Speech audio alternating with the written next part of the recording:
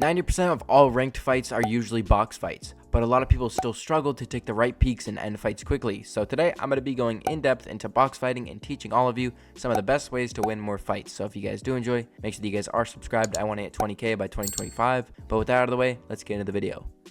Now the first example we're going to get into to become a better box fighter is this fight right here. As you can see, this guy's pushing me, but also there's other people around me, so I want to be safe and I keep myself protected. Look at all the space that I have to work back into just in case this guy does jump in my box. I can back up, create more space. But now moving on to right here, this guy drops on my wall. Now once this guy runs in my box, the first thing that I do is reset this wall to make him think that he can smack on this wall. Then I peanut butter. If I just keep the peanut butter open, he won't start smacking on the wall because he knows he can't win that peak. But since I reset it and then re-edit it, he now thinks he can swing on the wall. But by that time, I have such a good peak. Now right here is fake pickaxe swinging, right? So he can pull out his shotgun and then shoot me. But it doesn't matter because look at the peak that I take right here. And then I edit this like this.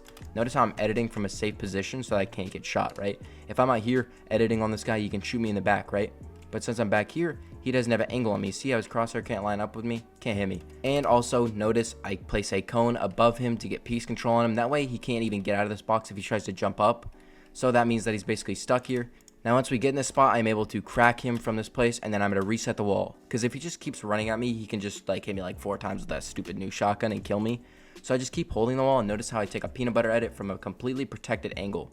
Now you're going to notice how protective I play these peaks. The first one is right here. I bait him into my wall and make a simple peanut butter edit, but I'm also behind this wall.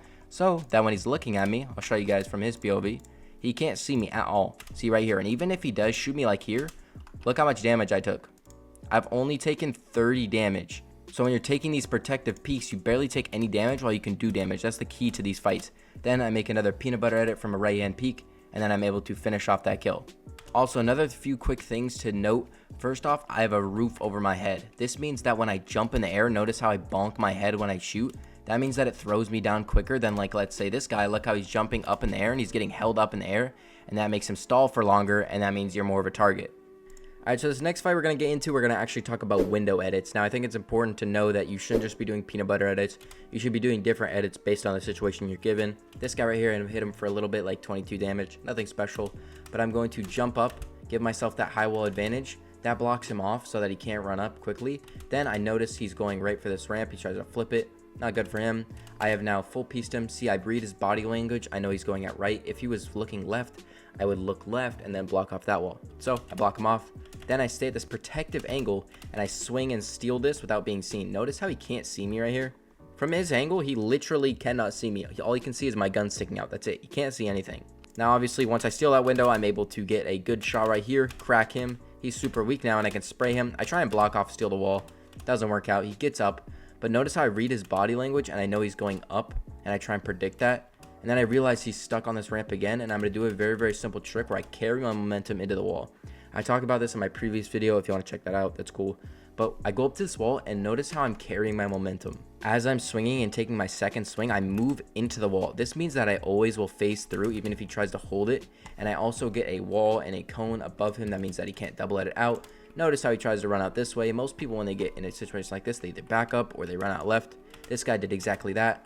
That allows me to fully piece him up, and then I can smack and steal the cone, and then notice how I shoot, and then I back up and I get that kill.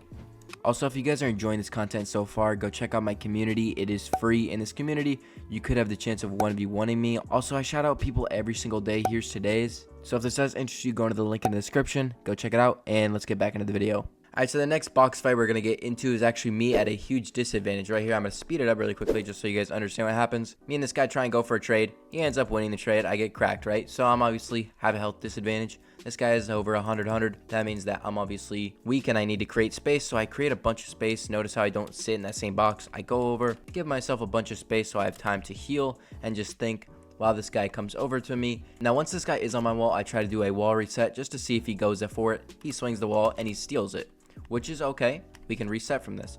Now what I'm going to be doing is a very, very simple move that always catches people out. I'm going to, once he steals the wall, I flip the cone in front of me, edit the wall to my left, and then I swing back right.